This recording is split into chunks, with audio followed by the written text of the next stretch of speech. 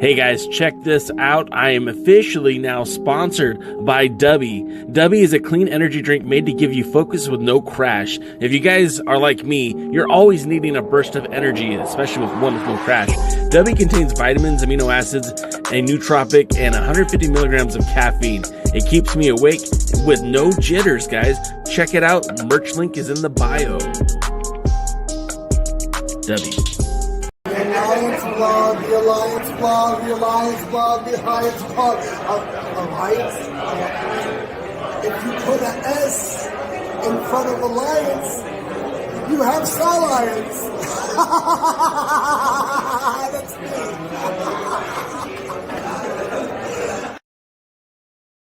Are you ready? Power. You want answers? I think I'm entitled. You want answers? I want the truth! You can't handle the truth! What we've got here is failure to communicate. I'm building an alliance.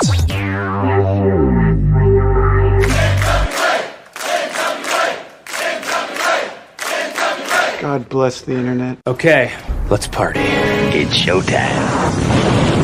It's time for the Alliance Guys podcast with your hosts Kevin Frazier, Jaden, DKM, and J. Cal. What is up, ladies and gentlemen? Welcome to the Alliance Guys podcast, a presentation of alliance-wrestling.com, your number one source for news and information for the National Wrestling Alliance. My name is J. Cal, and each and every Thursday I come to you with my pals who are missing in action right now, Jaden and DKM, to talk all things NWA. But tonight we have a special treat because, Daddy, we got a new Mid-American champion. Now, the NWA is going to tell you that this title has been vacant since 1988 when the title was unified into the CWA Championship. But I beg to differ, and I don't want to get JP in any trouble. But nevertheless, the Mid-American champion, the king of the territories, the man who's going to put the territories on the map, Mr. Jeremiah Plunkett. JP, welcome to the show, brother. How are you? Hey, man. Good to be here. How are you doing? Good. Well, except for the eye, man. I don't know. It's creeping me out. I think I'm scaring viewers away, but I'm good. You look like $1 million. That title next to you looks great. Very historical looking, very traditional, very demure. I'm digging it. So congratulations, first and foremost. I'm very proud of you, very happy for you. As a friend of the show for a long time, we always root for you, but now you actually have a championship title that you could be proud of, that you could take all around the territories from Chicago to Tampa or wherever, all over Tennessee. What's up, man? How's it feel to be champ? It's surreal. It really is. And I think, you guys cover the program. You know, I've been gone from NWA programming for probably over a year now. So to say I came back in with a chip on my shoulder would be a bit of an understatement. So to come back and, hey, I have to give all thanks to Joe Kazana. Joe Kazana is the one who put my name in the hat for the four-way for this NWA Mid-America Heavyweight Championship. He's the one who was, when I was sitting on the couch and my phone wasn't ringing, was keeping me busy. You know, so I owe a lot to Papa Joe. We love Papa Joe here too, but go ahead. But I wanted to come in and make him regret letting me sit at home, and I think I did that. Now I can't sit at home. Well, and the great thing about it is, like, so they when they posted the poster for the event, and you know, us being laymen weren't there, you know, I saw right away. I noticed, like, hey, that's Drake from Crossfire. That's now I forgot his name. Mario Pardua. Well, I know Pardua from Chicago, your former tag team partner for a minute, and the cat from Exodus Pro. He was Dante one of the Casanova. Yeah, thank you, Dante. He was one of the odds-on favorite to win the Exodus Pro Midwest Championship. So I almost thought, like, hey, this doesn't look good for JP, because maybe this guy is, you know, they're going to give him this opportunity because he missed out on becoming the Midwest Championship. And then I saw you, and I'm like, it all came together. Like, hey, this is great. Like this 4-way elimination match is actually featuring the stars of the territory system. And like you said, Papa Joe put you in. What did that mean to you to have that opportunity? You know, like you said, it was a good feeling, but like, can you expand on that? Yeah, man. So first off, Joe literally called me out of the middle of nowhere to give me this opportunity. I wasn't expecting it at all. And it was kind of I got to the point where I believe it when I see it type thing. You know what I mean? Yeah. I'd gotten there. And, but to have it finally happen, I think you saw the emotion in my face when I won it. Like, that's legit. You know, I was shocked that it came through. I was shocked that we did it. But now, here's the thing, man. So this belt makes me king of the territories. Yes, sir. And me and you have known each other a long time. All I've been doing is riding up and down the roads for 19 years now. So nothing really changed except my bag's a little bit heavier. Well, and then the pay window's a little bit fatter too, right? Yeah. Pay window's definitely a little bit fatter. Envelope's a little bit thicker.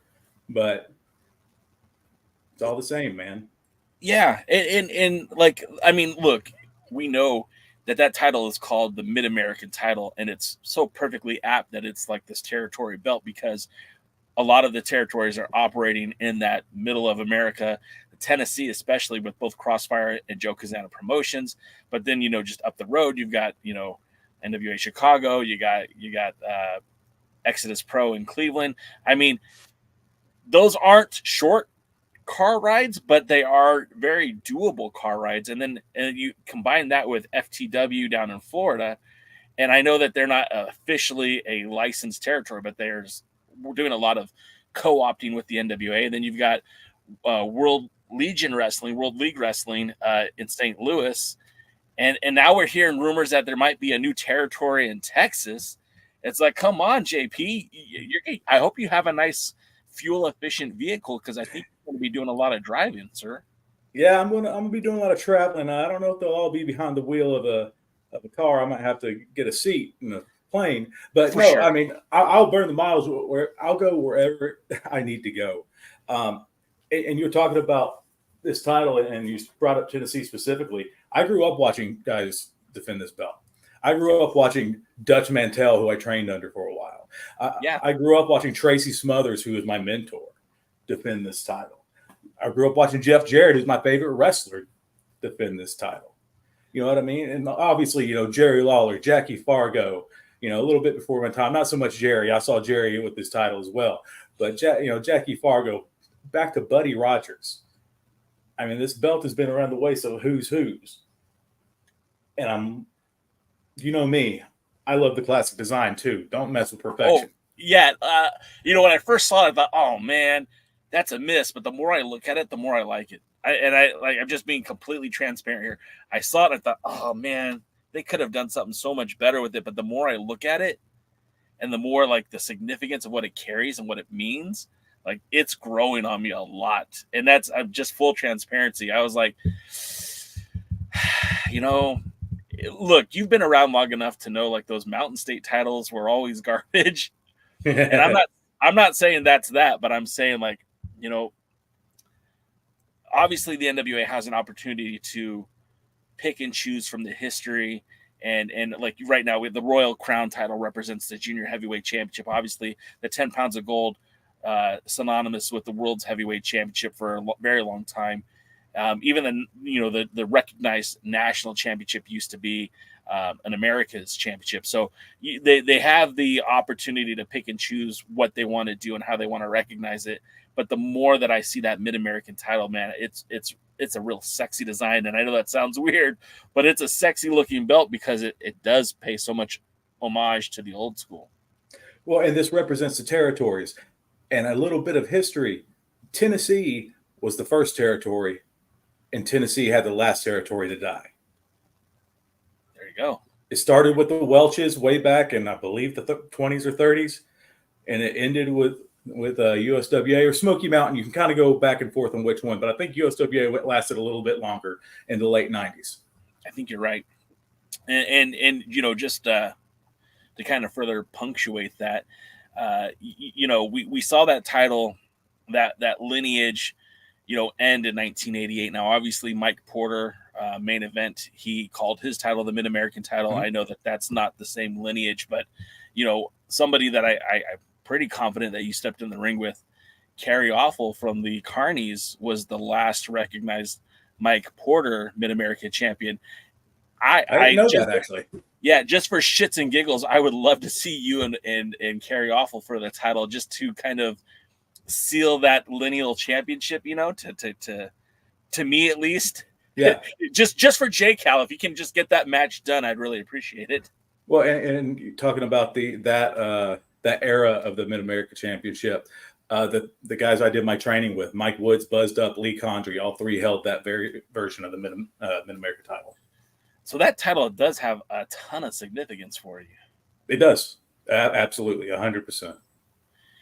So I guess then what's next for you? Because obviously, look, we, as fans of the NWA, me especially, and I'm sure a lot of people in the chat as well, we're not real big fans of the taping schedule, how long it takes for things to get taped as to getting on television. I mean, you won this title back in June, but you haven't been able to showcase it until just now. If we're pulling back the curtain a little bit, how hard has it been for you to be sitting on it and not being able to wear that? Because you're still wrestling. It's not like you are sitting at home. You're still out on the road. How hard has it been to keep that a secret and not being able to show off that pretty lady that you got right there? It's been difficult. Not gonna lie, it's been difficult. Yeah. But we've been waiting for this day to come, and now I can hit and you said what's next? It's just rubber meets road at this point. So offline, you had said that you might be able to tease something, and we didn't really talk before the show started. I mean, can you tell us any updated information with this with regards to this the Mid-American Championship? Now, this is nothing official. This is just for me, but I had made a contact last night, and I wanted to make sure that this was all good before I did it. I had an idea, but needed to clear it with a few people first. Now, the World Championship is Sweet Charlotte, right? Yes, sir. I think every good belt needs a name. I'm the inaugural Mid-America champion, so I'm going to name this title. And I think apropos, I'm going to name it Miss Christine, Teeny for short, in homage to Christine Jarrett, promoter of Louisville for the Roy Welch Company, and later the Jarrett Wrestling Enterprises. I love it, dude. I love it. That's beautiful. That's great. Of course, Jaden's joined us now. DKM's here in the chat as well. Gentlemen, welcome to the show. Obviously, we've been talking to our new Mid-America champion, friend of the show, Jeremiah Plunkett. Jaden, what words of celebratory do you have for our new champion? Congratulations, champ. I can't wait to see where you're going to defend it. I don't remember the original belt having that gold border, or maybe that's just a reflection. But I can't wait to see you defend it and who you defend it against.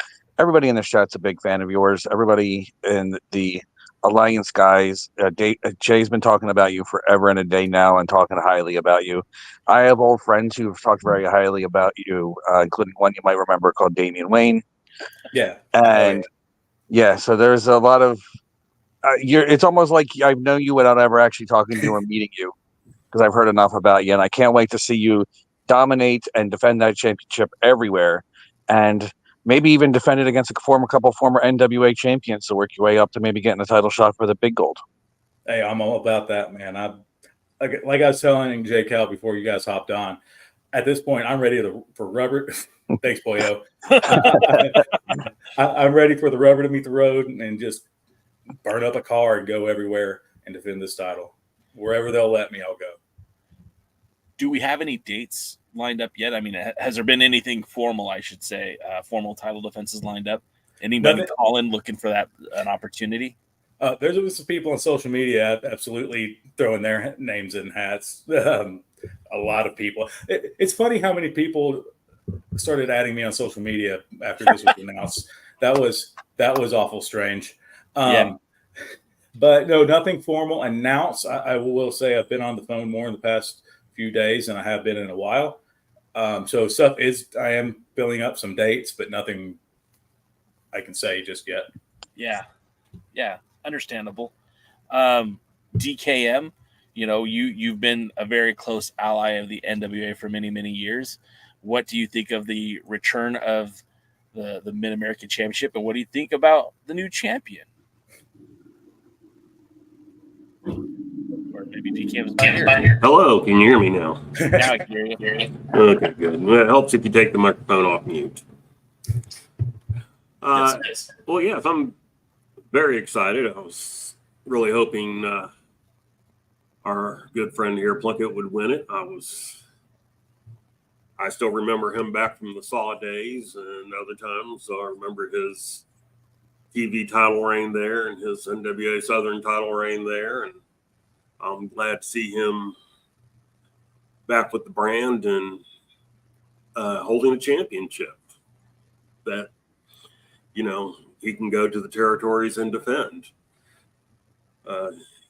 Obviously, I heard him a little bit earlier say, he's been going up and down the road most of his career, and now he's got a little more poundage in the bag to take with him, and that's a definite plus. And if you ever come to Texas, it might go missing, but I have nothing to do with it. I'm gonna have to get one of those briefcases with a handcuff on it, Big Bubba style, aren't I?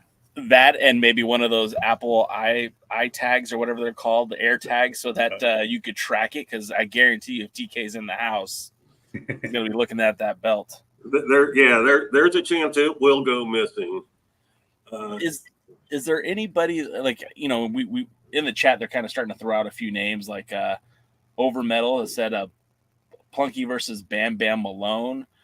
Someone earlier asked if you were willing to. Oh, Willie Bowen said. Would you wrestle Thrillbilly Silas Mason? I mean, has there been any matches, like now that you're a champion, you kind of get to throw your weight around a little bit. Is there a matchup that you're interested in having, or is there somebody that you feel like, now it's my time to help grow this territory, and this is a matchup that I think will sell tickets and get people excited? I think it would only be fair, and I can't believe I'm saying something in the interest of fairness, like I care, to have a singles match with every one of the people in that three-way. Hunter Drake is amazing. He really is. I didn't get a chance to bust him in the mouth to see how tough he actually is. Well, he was do some amazing things. He was treating you like a surfboard in the ring. Hey, man, I got a back that's going to carry territories. I can carry the kid. I really want you to bust him in the mouth. That would make me very, very, very happy.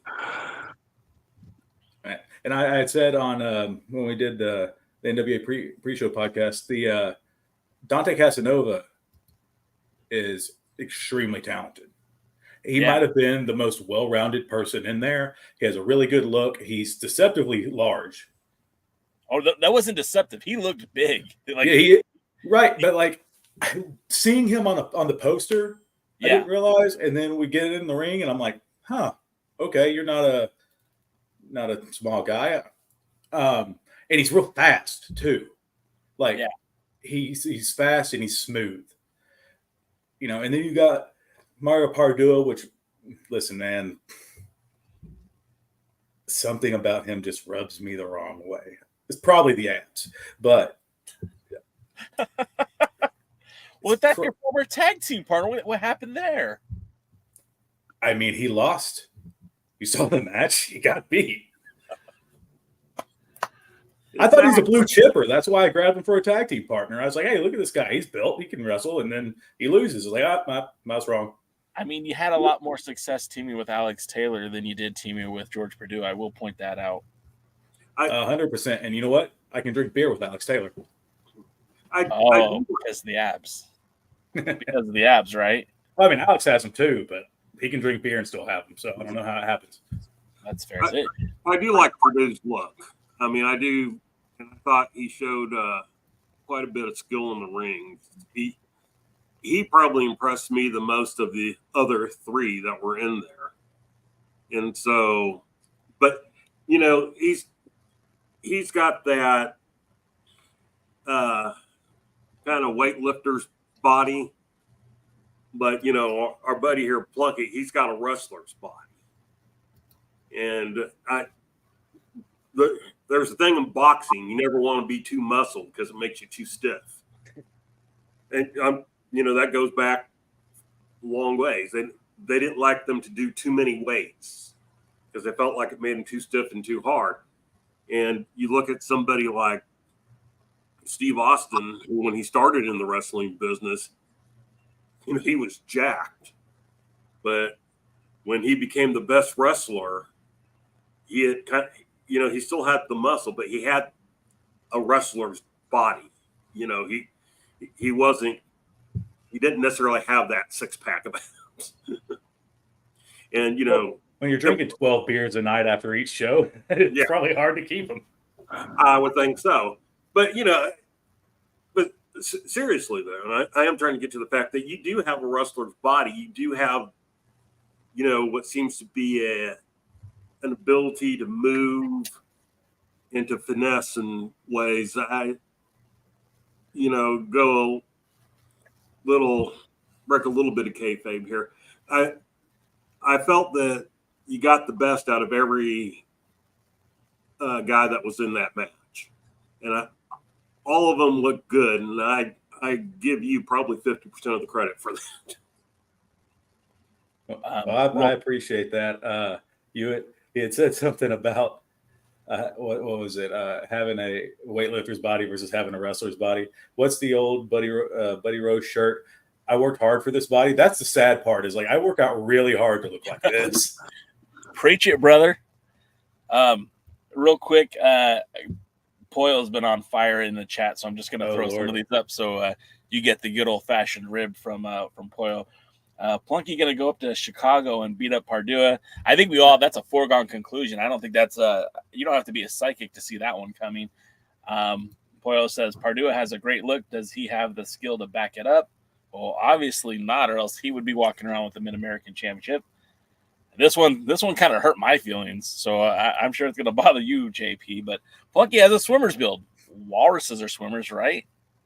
I think I'm more of a manatee, but I'll take walrus. And then Poyo says, switch to Diet White Claws like a gentleman, for crying out loud.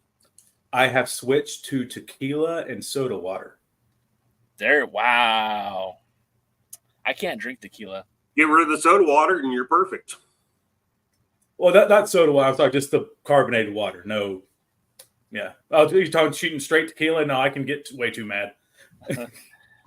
Tequila makes my clothes come off, so we don't drink tequila. Oof. We don't let you drink at all. Poyo says, I'm just here to antagonize, and that Poyo loves manatees. So again, I do want to say this, and I mean this with the utmost respect. Like, it's about goddamn time, you're with the NWA's direction going to, look, Power is its own separate entity from what the territories are doing. But we're seeing a lot more of inclusion of the territories now. I'm hoping that we still see that Mid-American title on Power, not just on Joe Kazana's show, not just at Exodus Pro, but also on Power. I'd like to see you, in a time and space and an age where, again, Billy's kind of picking and choosing what part of the NWA he wants to represent and produce and project. You come from the bygone era of the NWA that I fell in love with. And I don't love the fact that history gets ignored. I don't love the fact that it gets forgotten about. But it feels good and it feels right to see somebody like you with your history with the brand holding that title belt. That's significant to a guy like me. And I know that Jaden DCAM feels similarly, like, yes, you were the right guy to win the title. And I hope that you have that title for as long as, until you take that next step in whatever direction that is, whether it be, going after one of the titles on Power or whatever. Because I think you are, when I think of the NWA, and this isn't to piss off anybody, but I look at Joe Kazana Promotions and I feel to me like that's the most direct representation of what the NWA should be to me. And when I see you holding that belt, knowing that you will be working with Joe Kazana Promotions, know that you represent JCP, and you have a title, to me, that's going to represent that territory time of the NWA. I'm most excited about that. You know, I'm really happy that this is how it played out. And again, you know, we've known about this for a while. We haven't been able to say anything about it for a while, but now that it's finally come to pass, I'm super excited about it. I'm real happy too. I won about $300 betting everybody that Jeremiah Plunkett was going to win. Heck yeah, I'll expect a check in the mail. 10% and finder's fee. Poyo, see, and Poyo messaged me before the show. I'm gonna just pull the curtain back a little bit, and we were talking about that Mid-American Championship, and I told Poyo that I don't like the fact that you know, we kind of gloss over that, you know, if you want to call it the dark ages of the NWA, but it's like, if Billy came to buy the NWA, to rescue it, to bring it back to the forefront, the beautiful thing about the National Wrestling Alliance to me is that as an entity, it's existed for 76 years. And that means that, you know, for every Luthez, you know, we had somebody that maybe didn't have as much shine as a Luthez. You know, we had, you know, Ric Flair, and we had, you know, I don't want to bury anybody, so I'm not going to say anything bad about anybody. I was sitting here waiting for what name was going to come out of your mouth. Mike Rapata. That's the one that always. You said you love Mike? I've known him for 20 years. Well, look, I don't want to. No, I get what you're saying, though. No, absolutely, I get it. I've always said this, right? You know, if it wasn't for Mike Rapata, we wouldn't be talking about the NWA today. And whether you like him or don't like him, that dude carried the brand when they needed someone to carry it. You know, Adam Pearce always comes to mind because, you know, he didn't have the backing of Billy Corgan, but was taking that belt all over the world, you know, and that's huge. You know, Rob Conway, the Con Man, you know, he took the title to New Japan, wrestled at Wrestle Kingdom. We wouldn't be where we are today without those guys that, you know, paved the way. And, you know, for every Adam Pearce, there's somebody who's lesser, you know. For every, you know, there was the Sheik, there was, you know, there was, I don't want to shit on anybody. I love all the world champions. Except for the Sheik. No, you know what, Sheik, you know what? Bygones are bygones. He didn't steal my belt. I made Jeremiah Plunkett laugh. Yes. Big Pop didn't steal your belt. Dude. Well, I mean, you bring up Adam Pearce, man. Scrap Daddy was my favorite NWA champion of that whole era. Yeah. You know, he came through Tennessee, and I was like, oh, God, please let me be the one to wrestle him. Yeah. Now, I wasn't. It was Boogie Woogie Boy Gary Valiant. I was very jealous. But nah, man, like, I was watching the 7 levels of hate as it was happening. Yeah. I mean, we all kind of experienced that at the same time, and we saw, like what's going on? You know, why? Then they took the championship clause out of the deal, and that's another mess for another time. But yeah. You know, and again, going back to that bygone era, and we talked about this the last time you're on. I mean, look, you got to wrestle Satoshi Kojima for the 10 pounds of gold, and there's not a whole lot of dudes that say they did that, you know. And I feel like his traveling to the U.S. kind of made that reign special. Because if he would just defend it in Japan, it would have been nothing. It would have been just another title in New Japan Pro Wrestling. But the fact that he spent time there, he went to the UK, defended that title, and he had several defenses lined up when he came to the US. And the fact that you were one of the guys that got to wrestle him for that title, that's so significant. And again, being a big Jeremiah Plunkett fan, while that was happening, I was popping huge for it. And I'm glad I finally got to see it too. Yeah, man. And so I'm not a big mark for myself, so I don't have a whole bunch of stuff. The only reason I have the camera turned around this way is because if I had it the other way, it'd be my wife's Disney wall, and I figured that wouldn't look good for the champion. But like, so I have one flyer hanging up right now, and it's me and Kojima. That's the only poster of myself I got hanging up. Unlike you, on this side of the wall, it's nothing but pictures of myself. Totally clothed, too, gentlemen. Totally clothed, not nude at all. I don't. Something's not right with me, JP. I'm sorry. I'm not at my best today. It's the eye. Yeah, it is the eye. Don't look directly into it. It might curse you. So again, Rubber to Road. we just have to wait and listen. When are you gonna make some announcements? When do we get to hear that? As soon as I get the okay to start announcing stuff. I've literally been talking multiple times a day about dates and, hey, can we do this? You got this date open. Obviously, I had stuff lined up that I'm having to work around and flip flop some days and stuff like that. But just trying to get my schedule open for this, and I plan to be very busy. They said you're going to be very busy, so I'm like, sweet. I've never been afraid of work. Yeah, no, and that's the thing. If anyone goes and checks up your match history on Cage Match, and that's only what they report, you're always busy. I worked a bunch of independents that wouldn't even know what Cage Match are. So right. And that's one of the greatest things and worst things about the internet is like, so we see glimpses of this, but it's like I think it was NWA Bluegrass back in the old territory days, the older territory days. You would hear about all these great stars that they'd bring into the shows, but there was no video, there's no pictures, there's no results. I'd have to go to Trent Van Diet's board to see if it, who happened. And I was gonna name drop him earlier to pop you, and I forgot to do it earlier. But did he hit you up yet for an interview? No, I don't even know if that board's still running. I think it might be in some like skeleton variation.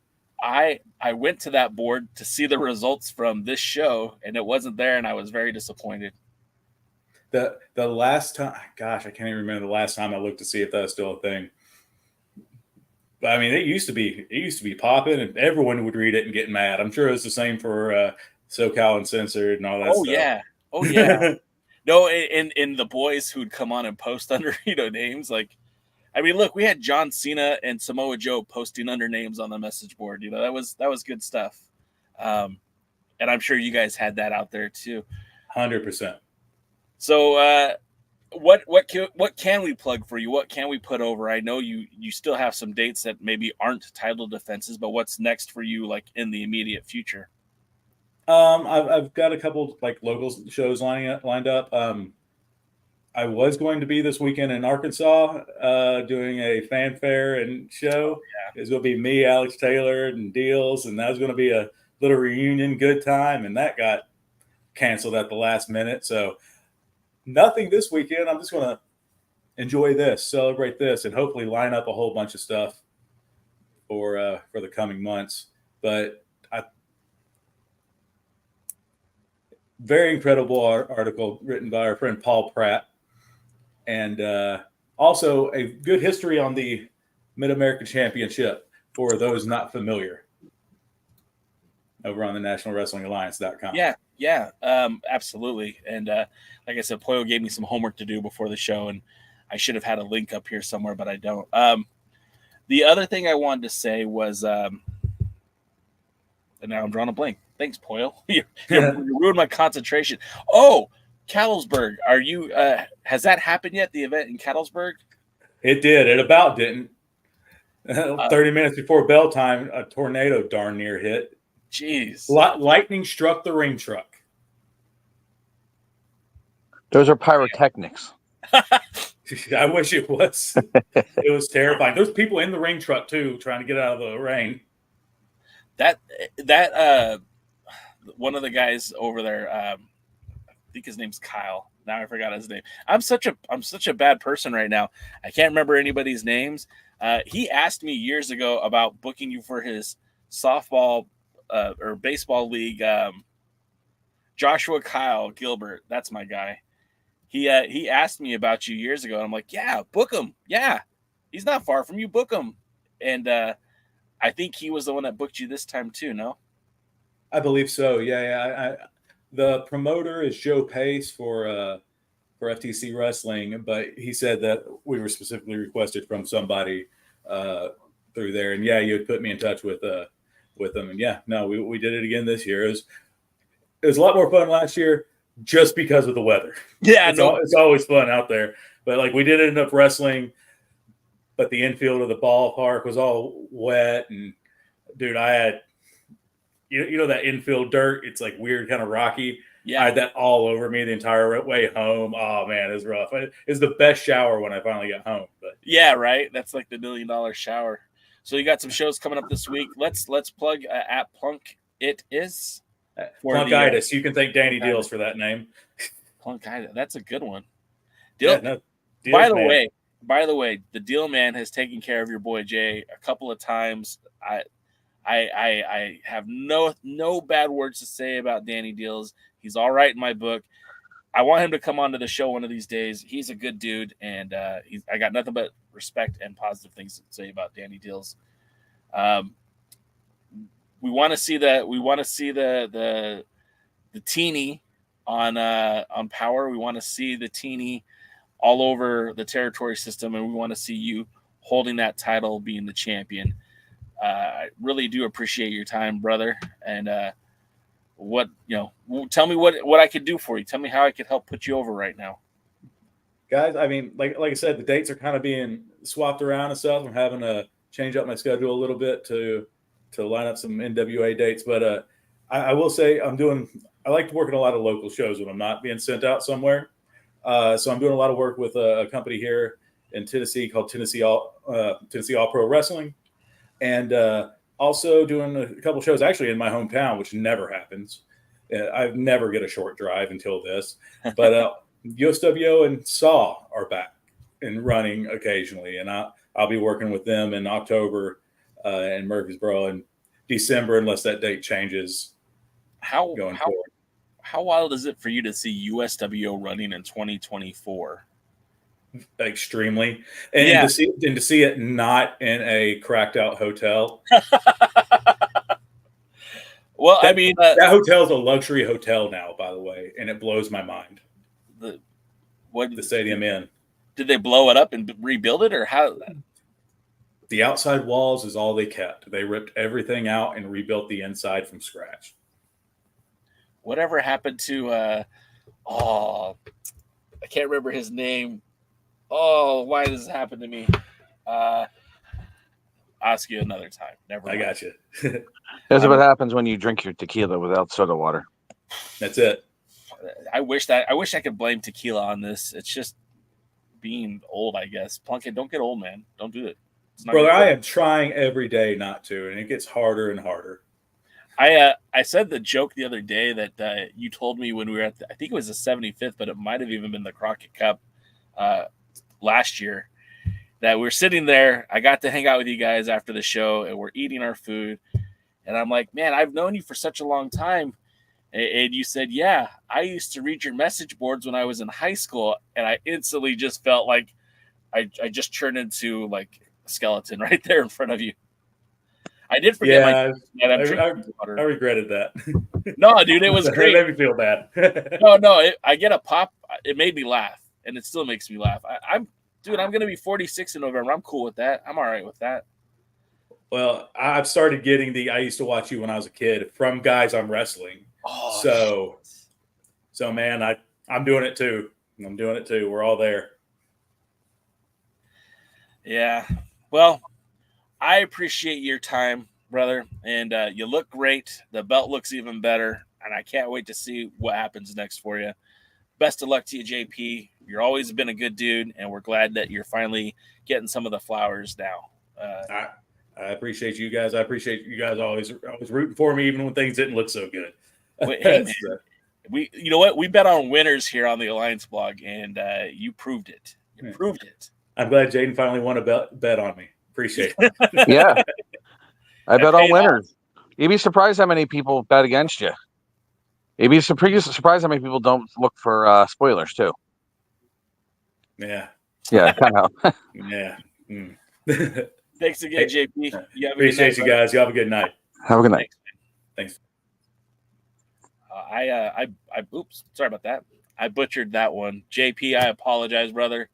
I probably should have been a little bit better. I'm blaming my eye. I'm blaming the wildfires out here in California. I haven't been the same. Tommy Rich is in California? Yeah. You hear it here, Daddy. Poyle said, that's a compliment. It means you've been working consistently and had an impact. Yeah, and I know Poyle's talking to JP, and we have put him over for such a long time, but that dude really does deserve it. And he's not watching right now. He's not in the green room or anything, but I'm really proud of that guy. And, I've only ever met him in person once. I've seen him wrestle live several times, but he's a guy that really embodies to me what the NWA is and what the NWA should be. And so I'm so ecstatic to see him in the place that he is now.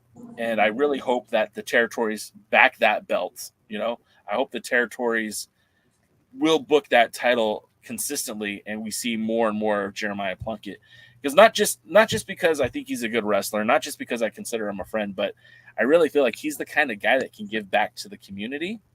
I don't mean that in giving people gifts or anything, but just spending time with a veteran who has done what these guys want to do, I think is a huge benefit to the whole territory system. Hopefully I get Pollo before Pollo disappears.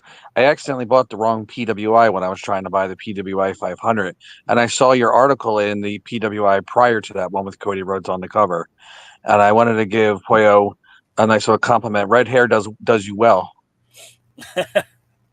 Pollo, I'll tell you this, and I've got to be around Pollo, and the charisma, the charm, the stunning good looks, the Riz, the Riz, that's what the kids call it.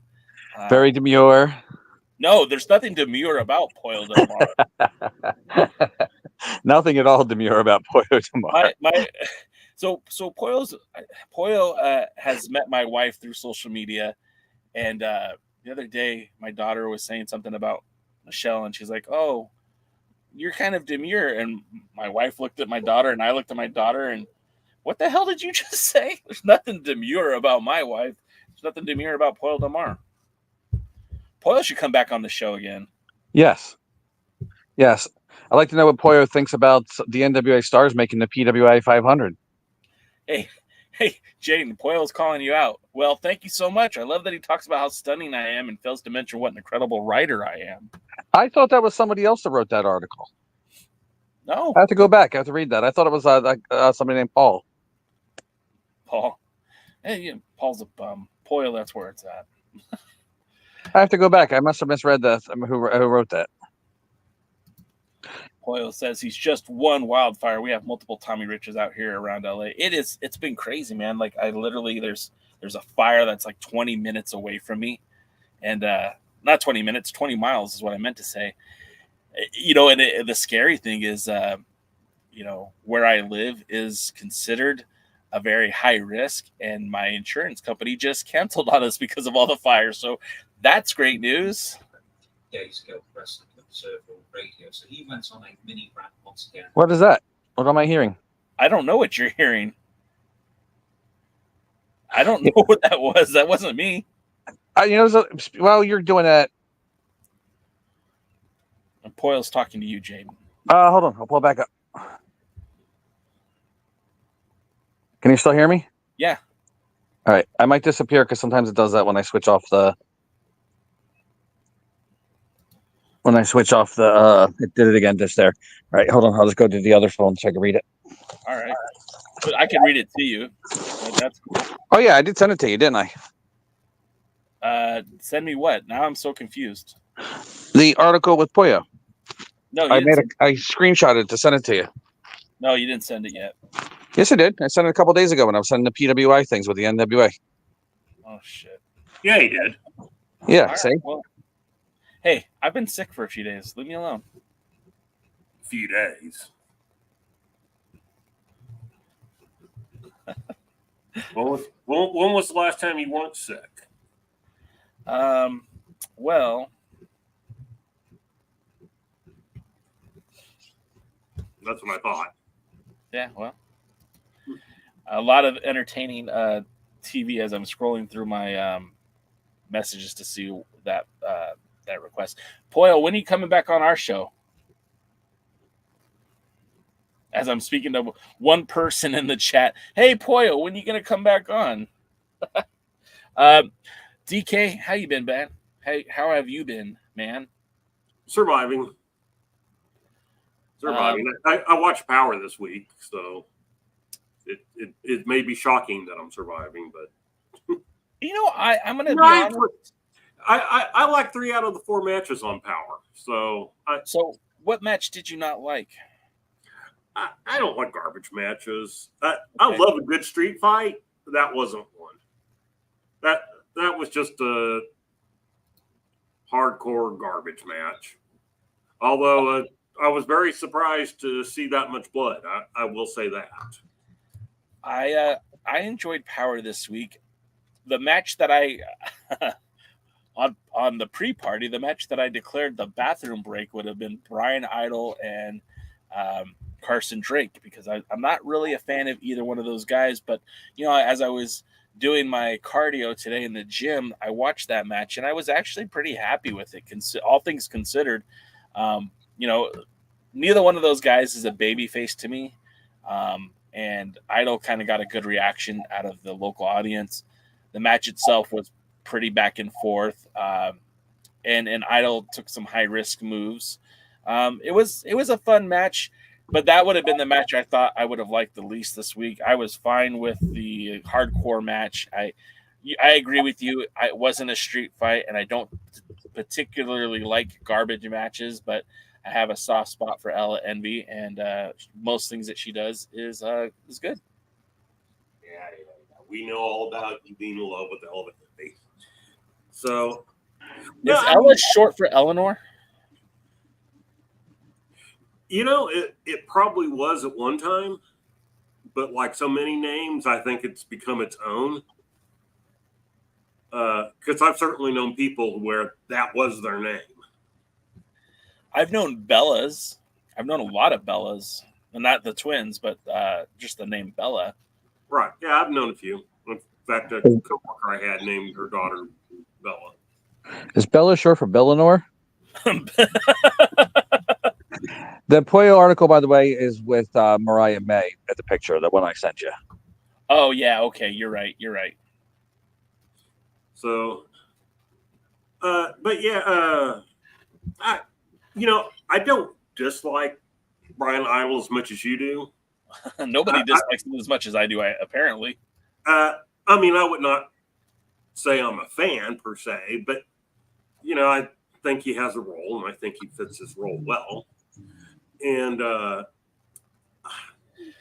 not a big fan of Carson Drake, the character, but I think his in-ring work is good. He comes across green, but I think his in-ring work is good. It's like a basic bitch name for dogs. Well, okay, can't argue that. And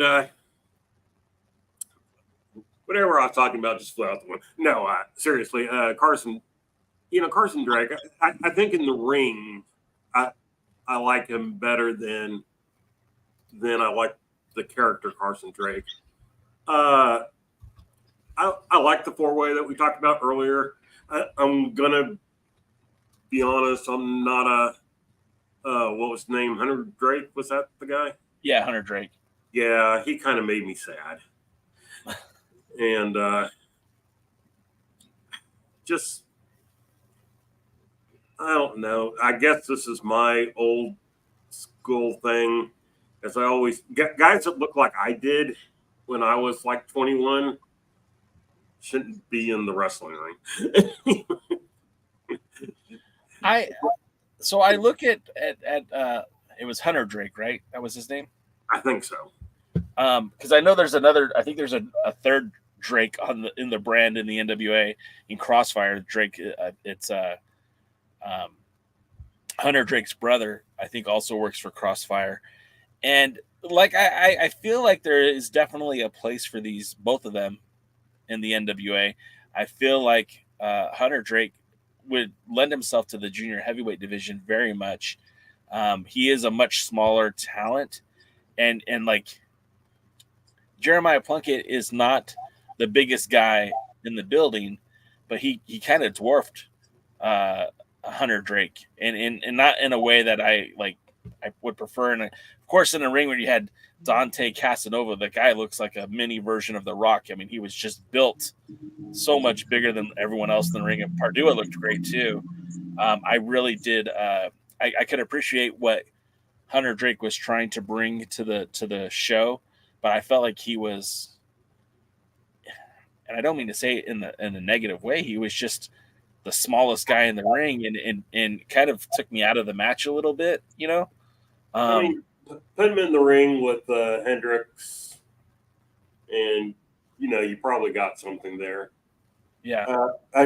Especially since there were two pretty big guys in this match, and Plunkett may not be 250 pounds anymore, but he's still a good, he's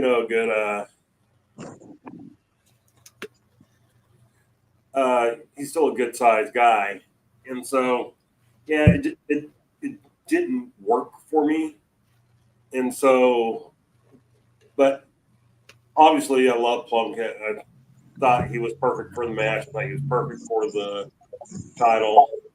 I'm so incredibly happy they put the title on him. Can't stand it. And when it was just between the two of them, I really liked some of the work he did. And what was the other guy's name? Dante Casanova. Dante Casanova. Not a fan of the name, but his in-ring work was solid. His look is solid. I mean, there are some guys there that I'm seeing that they have potential. Do they have the it factor? I don't know really until they talk and get some more experience in front of a TV, at least TV camera under the wings. But yeah, I certainly saw potential in that thing. And again, I give a lot of credit to to Plunkett, who, as the veteran and probably the guy leading what's going on in there, I'm sure he was 50% of the reason why they look so good.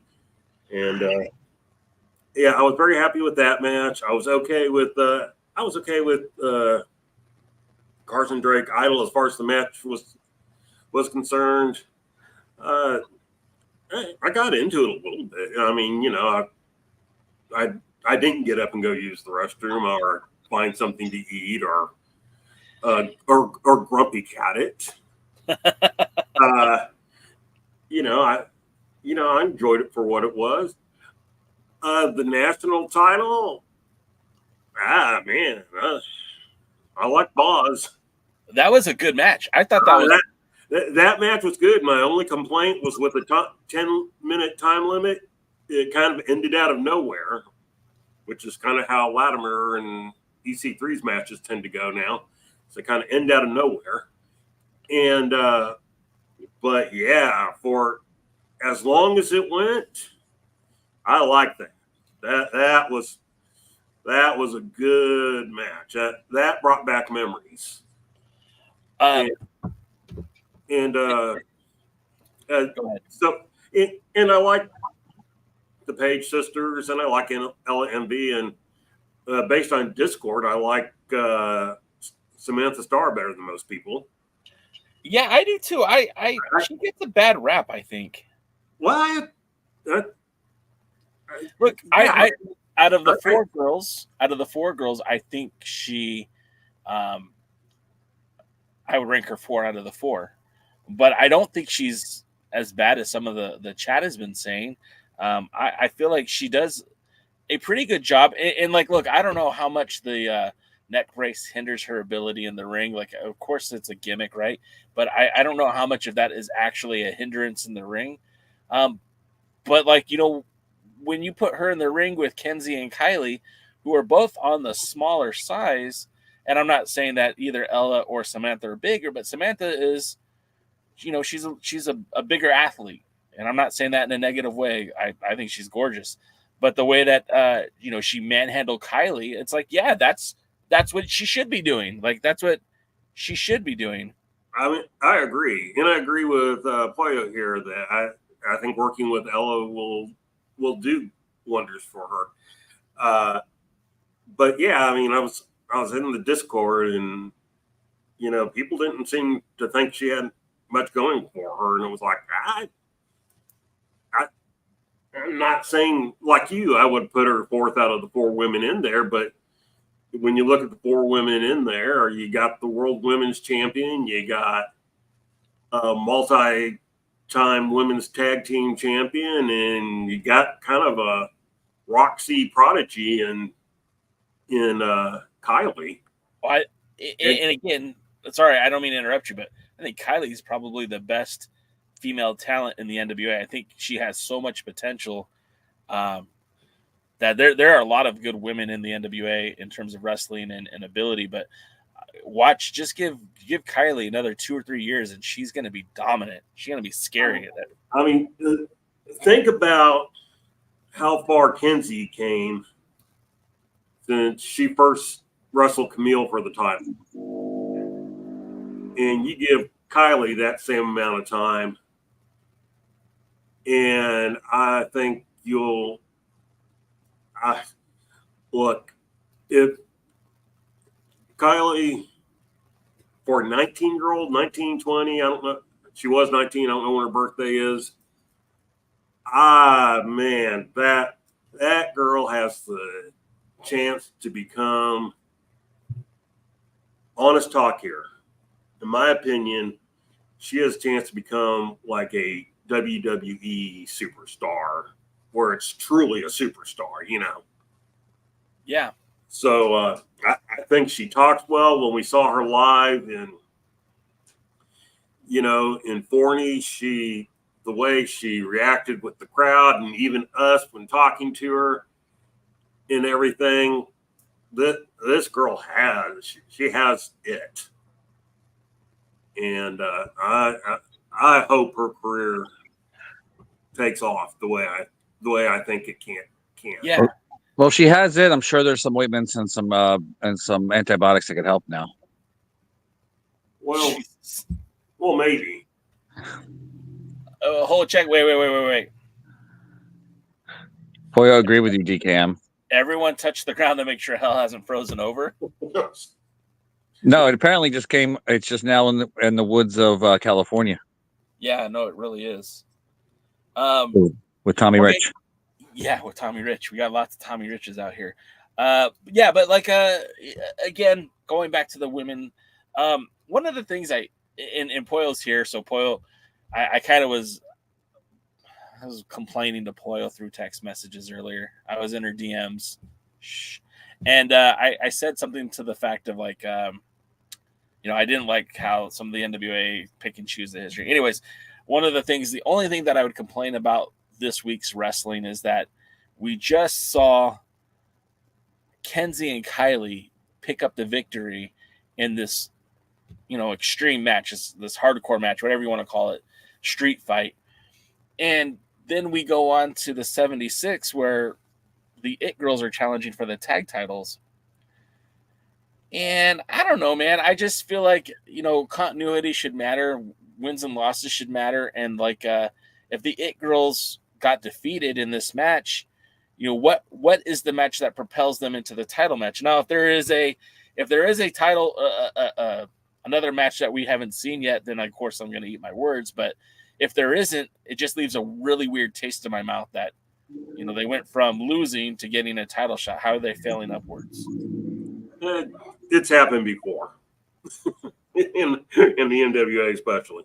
Yeah, but it doesn't make it right, though. No, it doesn't. And I don't know if Pollo's still there.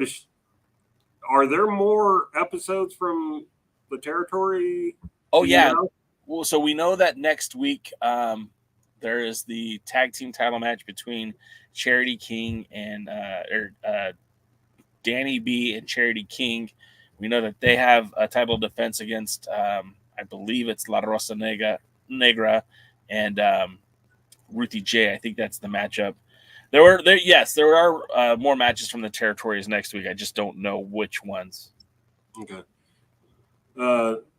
Because somebody was in my DMs and they were kind of suggesting that they might be done. I was kind of like, I don't think so. No, most of their tapings take up about 5 episodes. So. Yeah, I don't think that they're done now. If they want to, I don't know. Again, like I hear different things from different people, and Gary Horn has been quick to say, "Hey, look, CW wants these shows as quickly as possible. That's why as soon as we get them, they sit in the can with CW." But it wouldn't be surprised if they jumped ahead to the 76th anniversary, and then go back to the territories. But I don't think that's the plan. And again, I don't really know. Oh yeah, Overmetal pointed out Zion and Hoovy is next week, which that's a bizarre matchup if you ask me. But all right, let's see where it goes. I'm not directing anything here, but I would love to have seen Alex Taylor and Juventud Guerrera as a title match. Hoovy has a rich history in the cruiserweight division from WCW. He's been a superstar in the WWE, and of course Lucha Libre AAA, and he has been hanging out in Crossfire for a while, one of their top stars. I would love to see him get an opportunity to challenge for the World Junior Heavyweight Championship in the NWA. Remember, he wrestled for that belt years ago when it was part of the J Crown, right? The octuple titles. He was challenging for the NWA title back then, so it would be nice to see. It would be nice to see that belt again represented in the alliance. Not the belt again, but to see Hoovy wrestle for the belt again. Yeah, the one problem is I think territories was taped prior to Taylor winning the title. Yeah, that's a possibility. I get confused because, we had that thing where one NWA promotion was showing Alex Taylor defending the title at the same week that Power was showing Joe Alonzo defend the title. Yeah. You just kind of go, ah! Speaking of defending the titles, I guess we won't have a Plunkett championship match for a while because I know he doesn't defend it at the taping coming up, or the taping they just had. I mean, at the arena. So I guess we won't see Plunkett for a while, and that's a shame. I'd really like to see him go head to head with PB Smooth. Of course, Plunkett could be in the ring, and PB Smooth could be on the other side of the arena, but still. Well, I mean, the cool thing about Jeremiah Plunkett being the Mid-American champion just means that those opportunities when they're presented to be, I believe right now Crossfire has a deal with Title Match Network where that's where I believe their shows air. We just saw the last Exodus Pro event was on the NWA YouTube channel, and I wouldn't be surprised if Joe Kazana Promotions probably will host the first. And that's just a guess. I don't know, but it would probably host the first Mid-American match, considering that JP is not too far from where they run regularly. Does anybody here have a dream match they'd like to see him defend against? Six Head. Man, if that guy gets a head cold, it'll be fatal. Oh my god! When that guy imagines it's in IMAX. Jaden is going to totally prevent PB Smooth from ever coming on this show. With that being said, a dream match. We could broadcast the show on the forehead in high definition, and they can see it all whatever in Ohio or whatever state he's living in. With that Ohio Riz. It's giving out the Ohio Riz. Dream match. Okay, so who is the top name on the territories right now? For you, what's yours? Obviously, I think you're trying to imply you want to see a thrilling match. I think that would. Oh shit! Pollo says it's a drive-in screen. Yeah. So okay, let me collect myself here because you guys are being silly. Because Joe Kazana Promotions feels like that's the closest for Jeremiah Plunkett, I think that match would make a lot of sense. Thrillbilly Silas Mason challenging for that Mid-American Championship. Obviously, that'd be a huge task for JP because, not only is Silas Mason a former NWA national champion, he is still currently the JCP NWA Southeast champion. So, I mean, the dude has lots of accolades. And because I figure that would be the first place we'll see JP defend, it's very much a possibility. And there is some pretty good talent there at Joe Kazana Promotions to choose from. But I think the first person I would like to see that title, the dream match for me, would be like a Mario Pardua, where there is a little bit of history there. And, when I mentioned Pardua's name on the podcast, on the live stream just now, Jeremiah Plunkett didn't have a good reaction to it. And it's like, wait, is there some heat there? Is there something going on? More. It might not be sizzling, but I could feel it. I would not foresee that match. I don't know what you mean by that, Poyo. Is that a JP Smooth joke or something about the Silas Mace? Look, we know that there's still heat between you two, and I apologize for bringing up his name while you're here, but we can't not talk about that. Poyo says, I would not foresee Plunky versus Silas. Okay, well, I mean, look, that's fair too, but we did say dream match. I didn't say, like, what's a possibility match, DK, what would be a dream match for you with Plunkett? That's an interesting question. Because I'm not overly familiar with some of the other promotions as to who their top stars are. I mean, we know about the six-head guy, and we know about, Silas and some others. And,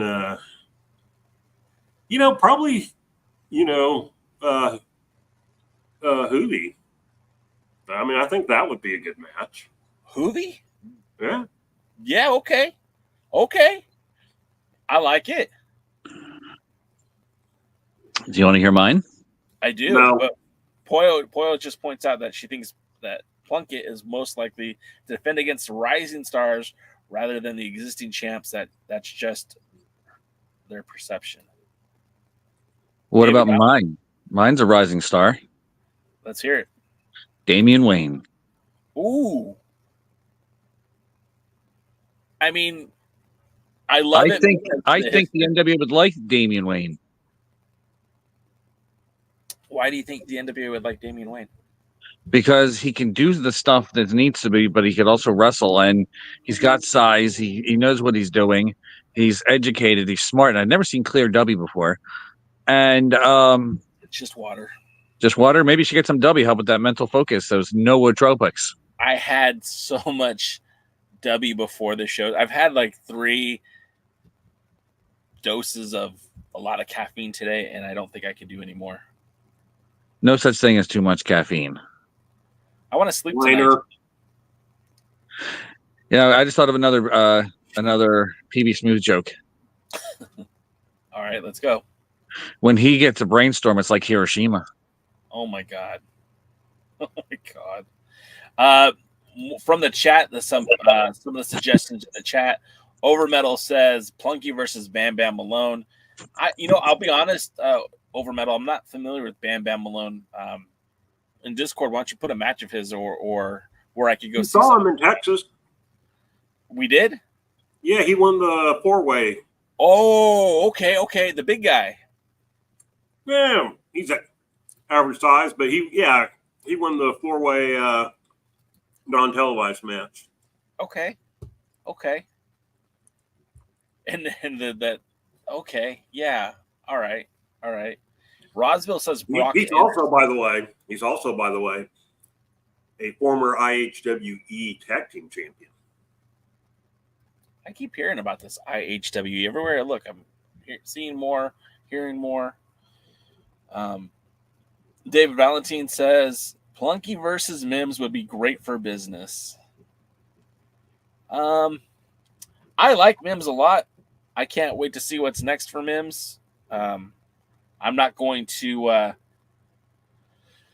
with the situation that he's in, he's now under the guidance of Black G's, and we're not giving away any spoilers on the show, but I don't think he's going to be looking for a territory title at the moment. I think he's got other plans in store. Let's see. Sam Retro's in the house. What's up? James H. Jackson reminded me that TSW is his home let me try that again. That TSW is his home territory, being Bam Bam Malone, who has wrestled for IHWE, Iconic Heroes of Wrestling Entertainment. And Jeremy's laughing at the jokes that Jaden made about the big head. Poyo says, I could imagine Plunkett versus Pardua, Drake, and maybe the Kazanas. That would actually be a very interesting match, too, because, there's some history there with Plunkett and AJ, and the fact that they would be in Joe Kazana Promotions. And, as we saw at the Crockett Cup, too, but as we saw at the Territories, as we saw at the live event, the 76, Joe is getting a lot more hands-on as of late, and I wouldn't be surprised if, obviously he'd be favoring his son in a matchup between AJ and JP for sure. Poyo says Mims versus Plunkett is a no. Yeah, I don't want to get into the reason why, but yeah. Congratulations to Jeremy for his big move, and now he's unpacking, but Jeremy, we appreciate you checking us out every Thursday and Tuesday. Glad that you're getting settled in. Oh, I just found something new out about PB Smooth. Uh-oh. He was ahead of his class.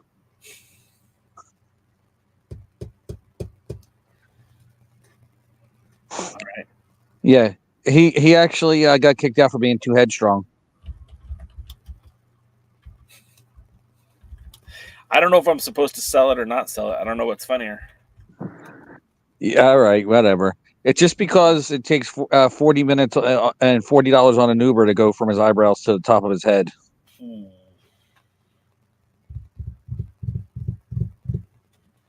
So I got this Kevin Owens action figure. People say I look like Kevin Owens. What do you think? Kevin Nowens. Kevin Nowens. It was cool to see Poyo in Philly. We didn't get to hang out or anything. The last time I stayed in Philadelphia, I was in the neighborhood. God bless you. Thank you. I didn't get a chance to hit the button fast enough. Sorry. Jeremy wants to know if he can put you in timeout for a few minutes. Me? Why? Just because I call PB Smooth a sniper's wet dream? He's bald because the hair had too. He's bald because the hair had too far to travel. Damn. It was probably trying to run away from his face. Really? You guys are still talking about that? Yes. I think I'm going to see if Poyo wants to come on and you guys can just go back and forth with him. We can take the rest of the night off. Yeah, if you leave me and Poyo to be smartass, it's we might be something going to tomorrow.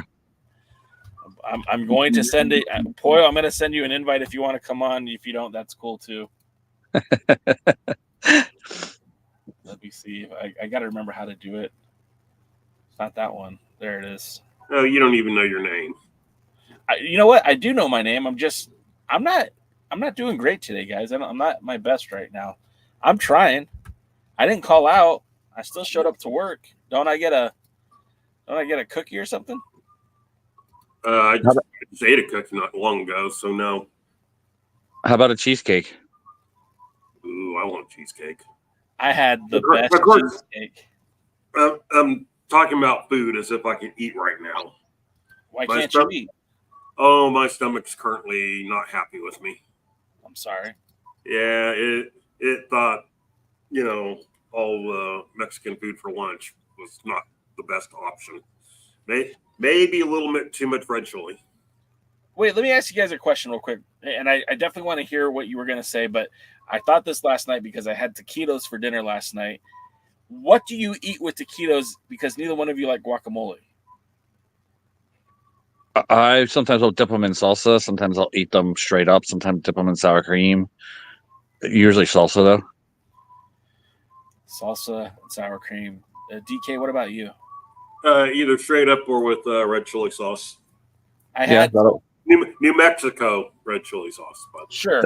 That would work well, too. I can see that. I had taquitos last night, and the place I went to did guacamole, sour cream.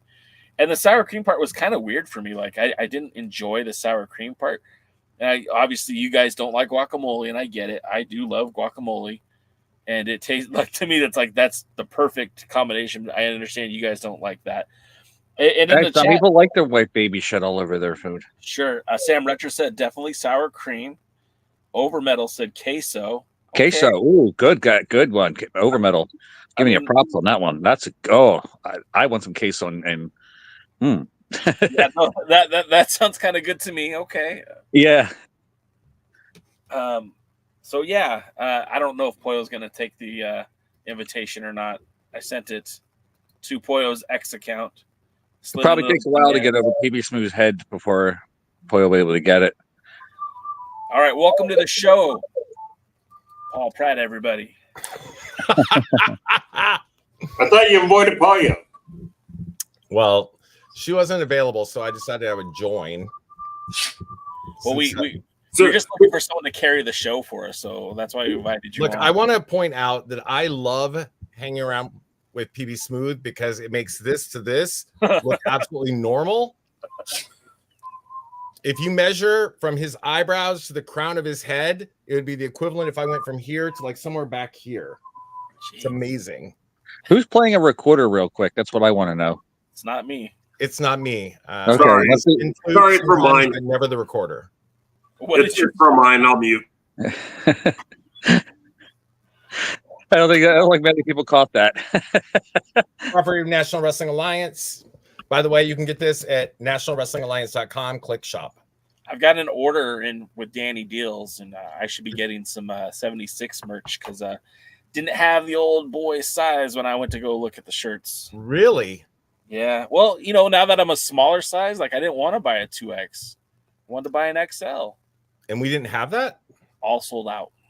You know what? Can I just say, like, I was ecstatic by the experience in Philadelphia for the National Wrestling Alliance. It was NWA great. 76, from the moment people walked into the door to the moment they left, it was such an incredible opportunity for people to experience the excitement, the action, the camaraderie of what it means to be an NWA fan. It was off the charts. My only complaint was that I wish we could have gotten the building sooner. And I guess they were still setting up. I get all that.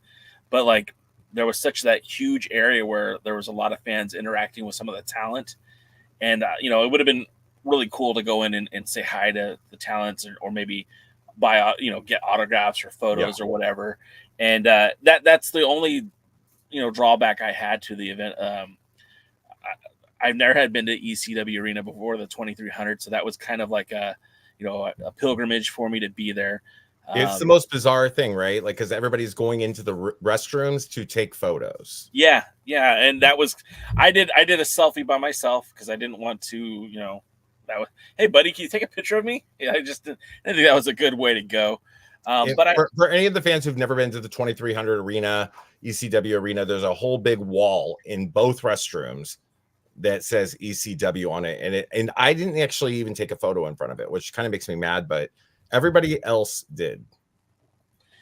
We were talking offline before the event and you weren't sure that you were going to be there. What changed? Because it was awesome to see you. And I don't know, you saw my face light up. I was like, holy shit, Paul's here. A number of people had that expression. It made me feel very good. It made me feel, from the talent to the fans to people who maybe interacted with me on social media in some capacity, it was very nice.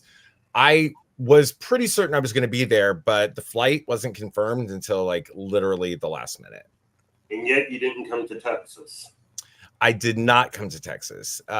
Things have changed significantly between Texas, the Crockett, and he's referencing Crockett Cup, y'all. Yeah. Things have changed pretty significantly between then and now. So yeah, my ideal is that I will be at more events, because in Philadelphia, I led our fan experience, I led our media experience, and then I was, doing a myriad of things behind the scenes. Right now, I'm not on air, I'm not on camera as a talent, but a lot of growth has happened for my role behind the scenes. What's up with the press credentials, Paul? So, I could have gotten you press credentialing. And I'd be happy to. Interesting thing I'll say is that for this particular event, all our press credentialing entailed was basically like getting in a little bit early, and because of certain things that happened, even some of the press people didn't get in early. Sure. And that was just because it was running for the first time ever at a new venue, and the venue itself had some issues, like a lot of the. And I'm not trying to throw anybody under the bus, because ultimately I think it was an incredible experience for everyone involved. But the ticketing part, which some people were frustrated about, we had nothing to do with that. That was the box office that is provided by 2300 Arena. Oh, man. And if I could have, I would have personally jumped into the box office, but they would not have appreciated that. That was it was so confusing. And for those of you who weren't there, there was no real direction on the outside. So some people just stood in line, and because I'm part of the cool kids, we all just hung out in front of the door. We had no problem getting in line, had no issue with that. And so when they started letting people in, we went to the back of the line, and there were still at least a dozen, 40 people behind us. And then as we got to the front, there seemed to be two lines feeding into the building at the same time. And again, nobody could really tell anybody what was going on. And when I walked up to the front, they're like, "Oh yeah, this is for will call, and then this is for just ticketing in." I'm like, "Well, which one do I go in? I bought online. Do I need to go to will call? Do you guys scan me here?" It was confusing, and that's not your fault. That's the building. It wasn't our fault at all, actually, and we were not familiar with the ticketing process. Usually, it's pretty smooth. I've never been to a venue that necessarily encountered some of the things that we experienced here in terms of ticketing. Yeah. And they have a very specific way that they've been doing for God knows how many years. So we were not familiar with that, because this was our first time running at least as our version of the company in this building. So it ultimately, my job became, as people were getting a little frustrated, we're talking about New Yorkers and Philadelphians and people from that East Coast who have no problem just yelling at anybody. And don't forget the New Jerseyans. Oh yeah, the New Jerseyans. So the funny part about this experience was, like, one of the kids who was working the box office was quite legitimately looked like a child, and I felt so bad for him, because people were like 5 feet from him being like, "This kid's stupid, get rid of him, da da da. Who the fuck has their kid working here? Blah, blah, blah. Fire him." And I was like, he's young, but he's not deaf. He can literally hear you, So I was just like going down the line, and I was making people laugh and talking to them. And I think it appeased a lot of people. So that was good. So I know that when we were at the event, and again, I don't want to make this all about that night, but it was such a spectacular looking venue. Obviously, like, there's been a lot of upgrades to that building since ECW ran there. Boy, has there. But it was just a damn good looking building. I mean, wouldn't you agree, Jaden? Yeah, it's definitely different from when I went there back in the Eastern Championship Wrestling days. It is a much different look. I used to be able to ride the rats to the bathroom and get back and forth faster. And then I'm definitely not like, now. Where do you ride the rats? In the back, where they belong. Yeah, okay. In the back behind the arena. In that tour bus that we went by. Oh my God. Jaden, did we meet in Philadelphia? Yes, we did. Okay. I wish that I wish I'd had a moment, or that y'all had circled back or something, because I would have liked to spend more time with you, but you were very, very, very busy, and Jay was talking, and I figured I'll let you guys talk, and then I came back, and then I couldn't find nobody. Yeah. So, that venue. Now, one of the things that I was most excited about is that the venue looked great to begin with, but until we started airing or filming, I had no idea what it would look like on camera, right? So I was still doing fan experience and meet and greet and all of the things in the front, and the dark matches started, and we were broadcasting them in the lobby, and I looked up, and it looked so phenomenal, so incredible. The way it was being captured on film looked unbelievable. So for our fans, I'm really excited. My boo just arrived, so hold on just a second. So, hey babe, I'm on a live stream. So I was so excited then, and I'm super excited now for our fans to see what it looks like, because in terms of the broadcast, the colors are so crisp and vibrant in there. Oh yeah. It looked, what it reminded me of was the Lucha Libre, kind of like the AAA, like very vibrant, very bright reds and blues, and the colors are so vibrant. And I think it's just going to look so incredible on TV. This is a little sneak peek of what it looks like.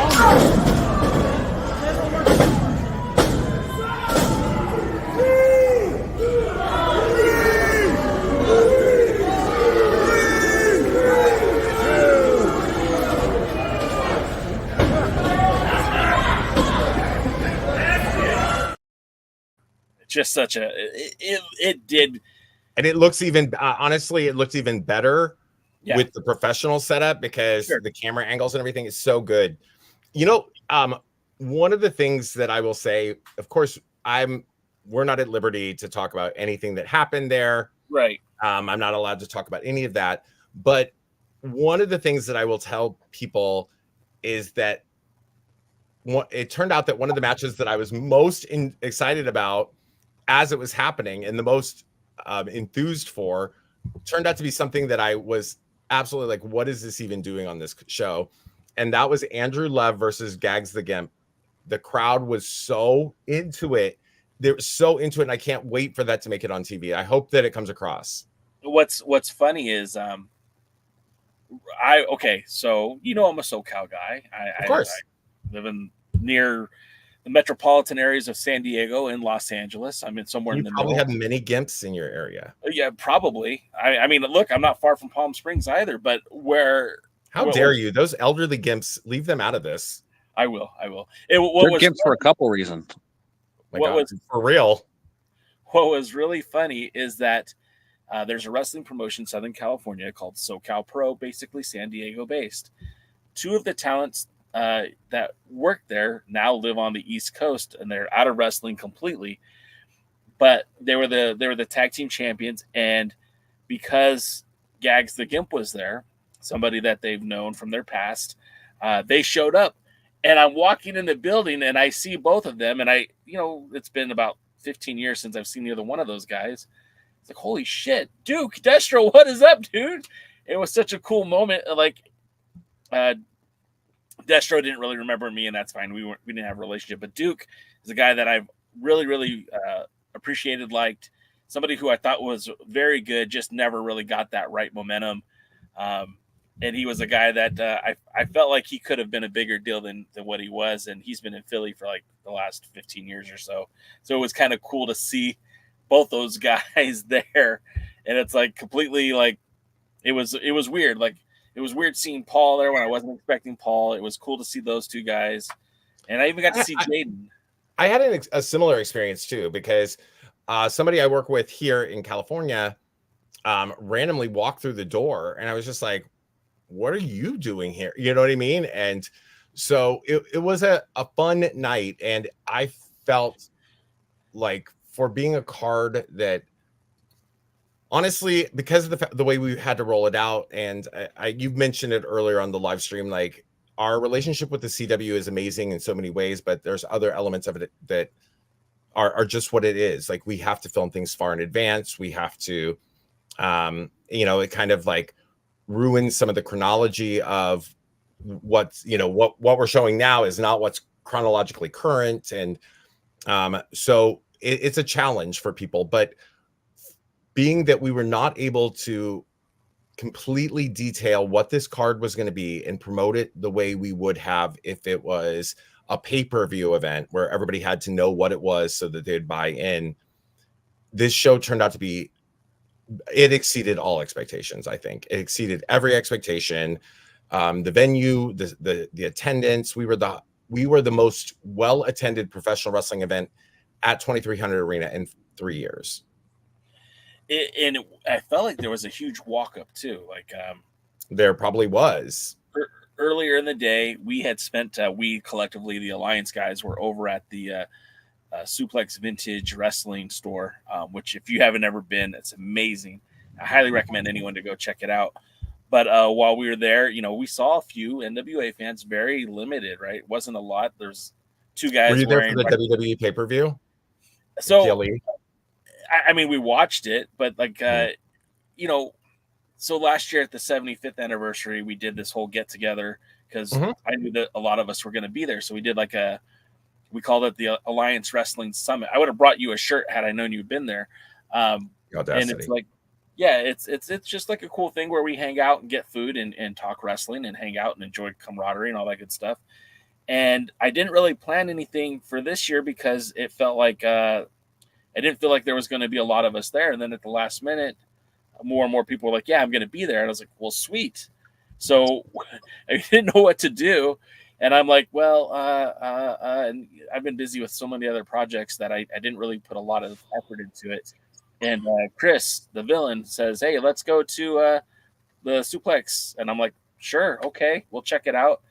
And we went, and all of us had a blast. You know, we were looking at vintage wrestling T-shirts. We were looking at, they had some photos from like the 50s and 60s. I think Jaden really fell in love with the photos. There were 60s and 70s, but yes, I did. All right, sorry. I bought myself an action figure. An NWA World Champion playing. Yeah, it was the heaviest figure there. I bet it was. They charged him double when his luggage. They did. 10 pounds of old. Yeah. Did you say 10 pounds of old? No, of course I would never. Have you seen the new Pollo Del Mar trading cards? I did, and I need to pick one up. I haven't had an opportunity to yet. Those they just shipped out to the UK today. Some of them. It was amazing. Is there a link that maybe Jay can put in the chat room so a bunch of people? It would just be a DM to Pollo's Instagram. It's the easiest way. Is it? Are we talking like PayPal, Venmo, Cash App? Yeah, it'd be a Venmo payment. Okay. So I'm glad you don't take Cash App. That's for. I don't even have a Cash App, and I've got several people who want that, and I need to figure out how to set it up. I keep joking around like Cash App is for loose women. Oh my god! Well, then I definitely need one. But I have Bitcoin. Would that work? I bet. Yeah, I don't do Bitcoin. Paul may not have one, but Pollo should. Definitely should. Like I live with a loose woman. Yeah, I mean, what did Pollo say one time on the show that she's had, 4 or 5 husbands and a couple of them were her own? Yes, that's a thing that she said many times. She's had at least 5 husbands, and 2 of them were her own. Yeah, that's great. So I wish Adrian Street was still alive to hang around with Pollo, because that would be. I don't think there could be that much glam could exist in the world at the same spot at the same time. I would love for you at some point in time, Jaden, to go on TikTok. I posted a tribute video to Adrian Street where I transform into Adrian Street. Oh, really? Did you do which makeup did you do? Did you do like when he did the Freddy Krueger with the skull, or did you do the British flag? I did like it was a butterfly. I don't remember specifically what it was, but did you have your hair up in the dog ears? Oh, absolutely. Oh, it's a must. Yeah. I gotta find that one.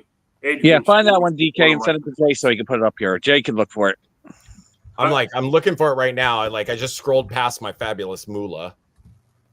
Jay's too busy on TikTok doing all those dances instead of actually posting things he's supposed to. Jay every now and then pops into my chats, and I put over the blog. My TikTok is kind of blowing up, and I'm really happy about it. So pretty exciting. I once went to a Whataburger here in Texas and ordered in a style of Adrian Street. You said, imagine what I could do to you. We'll learn some of that too. They go, what would you like tonight? And I'm like, I'm not so sure. Oh my gosh. I was just playing like this real Adrian. That poor girl, she had to keep turning her face to keep from busting out laughing. And she was someone who had seen several times before, and she always had the most serious expression on her face. And I just found the link for y'all. Ooh. And Well, I'd say send it to Jay, but Jay went to hide. I do have a serious question for you, though, Paul. So you guys obviously sold real well here in Texas. You guys sold very well, even better up in Philly. Yeah, up in Philly. So we asked about it last week. What do you think? Because you are kind of out of order, you are behind. What do you think accounts for the fact that you've been able to sell so well? I think it's that we have that internally there have been changes. I mean, I think if people watch the Billy Corgan's Adventures in Carneyland reality series, which is now available globally on Amazon plus Apple TV plus, you'll get to see some of the changes that are happening behind the scenes. Brian Idle has a really significant role with us as our national promoter. And we have streamlined a lot of the ways that we do things as we enter new cities. So Brian is taking a very active role in making sure that our attendance is increasing.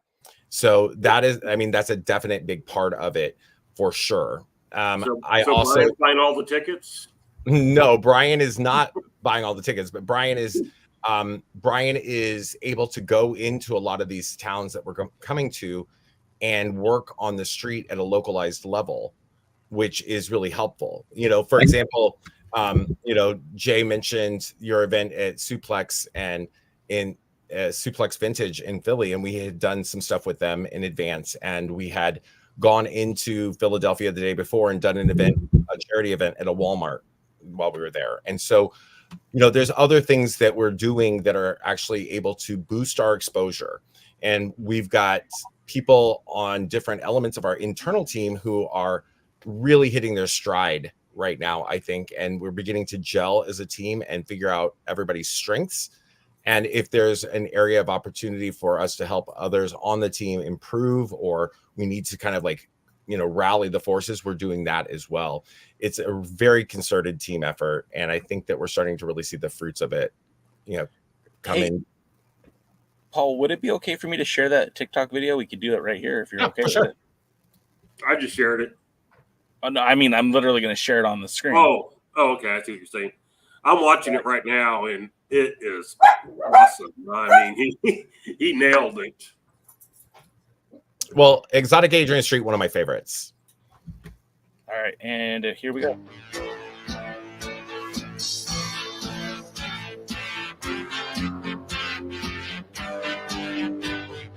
I'm no PB Smooth with that forehead, but I can break your door down with one hand behind my back. I can crush your grizzly till its bones begin to crack. I eat a dozen T-bones for my early morning snack. So imagine what I could do to you. I can tear a telephone directory in two. That was pretty cool. Yeah. I really enjoyed it. It was something I wanted to do for a while. And then when he passed, it just was like, okay, this is the time. So, guys, I got to run. It's date night. Oh, well, man, I had a question I wanted to ask. Oh, ask. It's a behind the scenes stuff, but I was asking now, since the CW on the app, it's not as nationwide, it is harder to get the presence out there. Do you find that the work that you guys been doing when you promote the events, the grassroots has helped create a bigger audience for you guys that maybe wouldn't be there because, you know, you're not on YouTube anymore? Do you feel that grassroots and what you've been doing has really helped put the NWA name back out there? I think that the grassroots is something that we should have always been doing, to be honest. I think it's so important in the world of professional wrestling, meeting your fans where they are, and that's in the communities that you're going to, is always super important. I do feel like the CW makes us broadly available in the United States. It makes us easy to stream in the United States. But at the same time, it's not quite as intuitive for people to just stumble across it as it might have been if we were still on YouTube. But one of the things I think is immensely important for us is what we are doing in terms of going into these communities and exciting them about who we are, what we're presenting to them, and the opportunity that they have to experience, you know, the superstars of professional wrestling live in an intimate environment that's a lot different, for example, than if they were to go to a WWE show. The experience you're getting is so different. And if you are a fan, perhaps who loves the $100,000 pyros and sort of like being lost in the sea of people who are watching something on a screen above your head because you're 1,000 feet from the ring, you're not the person that is going to want to come to our show. But if you are somebody who wants to bring your kids to an event where they can experience the joy and excitement and electric environment of professional wrestling up close and have the opportunity to meet the stars and interact with the stars, that is where we have a stronghold. Awesome. That's what I was thinking about. That's why I've always said, people are like, oh, why there's TikTok and Instagram, and these are all great things, but I always believe in putting your shoes to the ground, putting boots to the ground, and putting posters out and talking to people. I've always been a big fan of that. So that's why I wanted to ask, I guess it was just more vindication of things that companies that I work for are doing. Well, I think that's where I came from. Like I come from that here. And even before returning to the world of professional wrestling, I was doing that as an event producer and an event promoter, where I would travel to, I was producing multi-city tours throughout Northern California, and I would go to those places and I would interact with people and I would get them excited to come, based on some relationships that I was building personally. And then people would come and they would enjoy the show. And then the next time we were coming back, that they would be more inclined to come because then they would have some familiarity. The first time they might have only come because they'd promised me personally. And I think that Brian is doing a lot of that because Brian, a very persuasive person, very willing to talk with anybody, network with people. He's going in and getting people excited, like, hey, come and see us. We're working with localized talents on a lot of these shows to get them to tell their friends. That's also very important. These are all part of a really grassroots effort to market and promote the National Wrestling Alliance in a way that is very aligned with our history, to be honest. Yeah, and that's great. Even Jay he hired somebody to go around and promote his podcast in line at the arena that night, and they let everybody know that the Alliance Guys podcast is the #1 source for news and information for the National Wrestling Alliance, and made sure everybody in line knew about that. That person was very loud. That's very loud. I wasn't there. That's extremely wise, Jay Cal. Extremely wise. It was fun, and it was I got a lot of Kevin Owens chants, and I was okay with that. I didn't disrupt it. Go enjoy your date night. Thank you for hanging out with us. Of course. Thank you. I'm happy to come back. I don't know when that y'all would want me, but and if it is feasible, I could try to look at Miss Poyo's schedule and see when she might be available too. I don't know if we can afford her asking. Well, I tell you what, we're willing to push Jay aside any week that you can come on. All right. Well, I would be happy to join the 4 of you or the 3 of you. Yes, and so of course Poyo is always welcome, and we'd push all of us aside and just let her talk. I think they both should be on at the same time. Jay and Poyo? Poyo and Paul at the same Poyo time. and Paul, both you and Poyo at the same time. Oh my god! Whenever she's on, I have to work. I have to be the one holding the camera. That's the problem. I'm always at work. I'm a disgruntled, beleaguered personal assistant. Been there, done that. You remind me of Uncle Deadly for Miss Piggy. Well, I mean, Jay understands how it is living with a glamorous, gorgeous woman. Her wishes are our command. That's what you have to do. It's the price of living with such glamour. I told my wife last time, it's like your gentle request is my command. Whatever you want, it's done. Poyo, go have a good night. All right, I'll talk to y'all later. Take care, Paul. Thanks again. Bye, y'all. Paul's a good dude. I like Paul a lot. He's always welcome here. Yeah, I really think we should try to arrange it. Maybe get a special camera crew and have Paul and Poyo on at the same time. That would be like I don't think we have enough money to do that. Some more W. Buy more W so we could have it. We're doing a W sale right now to have Poyo and Paul on at the same time. Just hand that check over, right? Yeah. Guys, I'm not feeling my best. Are we at a good place? Can we wrap it up? Sure, but I heard you couldn't rap. No, I cannot rap. I can freestyle, but I can't rap. But I do know that September 28th is just a few weeks away. There's a big event coming to Riverton, New Jersey. Not necessarily pedestrian friendly Riverton, New Jersey. That's Yeah, you know what? Riverton might be pedestrian friendly, but unfortunately, I don't think the right next door at Cinnaminson that was pedestrian friendly at all. I almost died like 70 times just trying to cross the crosswalk. Were you wearing the mask that time? What was that? And that was by one vehicle. Yeah, I know. That person just kept coming back and forth at me. So they must know you personally. Sorry. Either that or they didn't want to hear about my event or the Dangerous Adrenaline Wrestling Gladiators event on Saturday night, September 28th, at the Sacred Heart Church, located at 103 4th Street in beautiful, historic Riverton, New Jersey. While you're there, make sure you stop at that really delicious ice cream place where they make homemade ice cream, and their chocolate chip cookie dough actually has a vanilla bean in it. As we were talking about that before. Oh yeah. And that whipped cream was homemade too. And make sure you stop at the coffee place and tell them that Jaden tell you to go get some coffee, because that's one thing for sure. I had to load myself up on that. And make sure you then go to the Sacred Heart Church, again, 103 4th Street in Riverton, New Jersey. We just added a World Wrestling Grand Prix Women's Championship match. Oh, yeah. Apparently, Valerie Verman all of a sudden realized there was an event that she wasn't on, even though she was invited like 74,000 times and said everything. She suddenly was upset that nobody told her about it. So she will be defending that WWGP Women's Championship. Sounds like a woman. Against Zoe Cannon. You got to keep it up, and you may be she may be your favorite, but if you keep it up, you won't be hers, DK.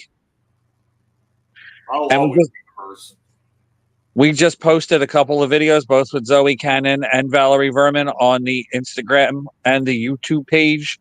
So make sure to check them out.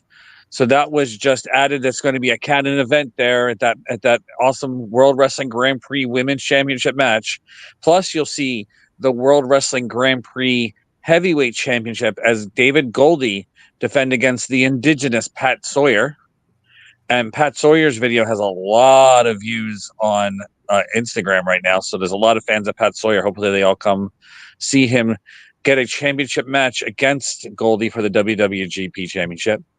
Also, again, if he's still champion by that time, Breaker Morant defend the Dangerous Adrenaline Wrestling Gladiators Heavyweight Champion against former champion Busky Eric Martin. And that match will be really, really, really good. The Breaker Morant retirement tour is continuing, and we'll see that match for the Dangerous Adrenaline Wrestling Gladiators Heavyweight Championship. There'll also be the Dangerous Adrenaline Wrestling Gladiators Tag Team Champions Dylan Mesh and Dave Dahl will defend. You'll also see the Old School Empire, Patch and Vinny the Fixer, go against the world's sexiest tag team of Dad Bod and All Natty Adam Matthews. Not a steroid in his body. A lack of testosterone too, right? I was going to say artificial or natural. Yes. And you'll get to see the South American goat Pedro Pablo will defend. Yes, he's all from South America, Chile, I believe.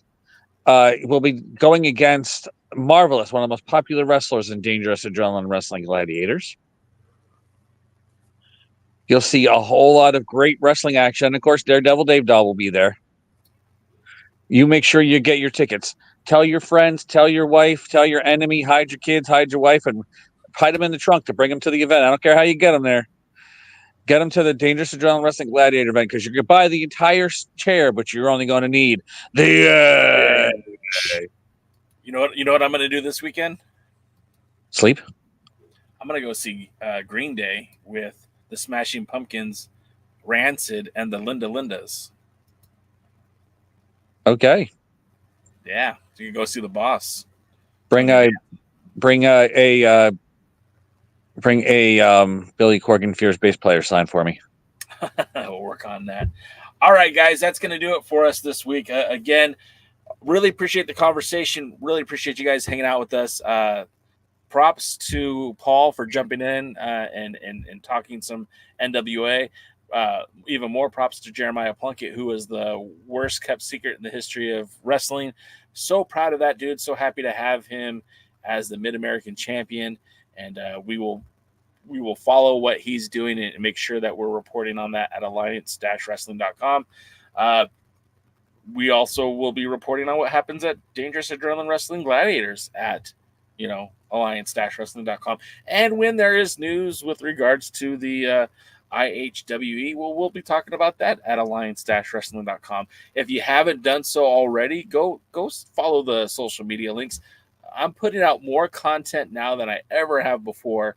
You're seeing different content on YouTube, on TikTok, on Instagram, on X. Jay's OnlyFans, not Kevin Owens. And we're having a good time. And, it's again, part of this community is about all of us growing together and enjoying the wrestling that we watch and enjoying the camaraderie. And that's all we're trying to do is just to be a place for you guys to enjoy that wrestling and enjoy that content. If you want to help support this show, please like, comment, subscribe. The comments after the videos do help with the algorithm. And then as well as, by sharing those videos on social media, you're helping grow those channels that funnel back to this, that funnel back to the website. So Al Gore had no rhythm. That's why he needs some more. And also, if you want to financially support the show, we do have new hats, new T-shirts, more merch coming in our merch store. We are proud to be affiliated with Dubby. If you need some more energy in your life, lots of flavors to choose from. Beach and Peachin's best. It is. That's what I had 3 times today. And, I drank a whole gallon of that recently. I feel like I need a whole gallon of it.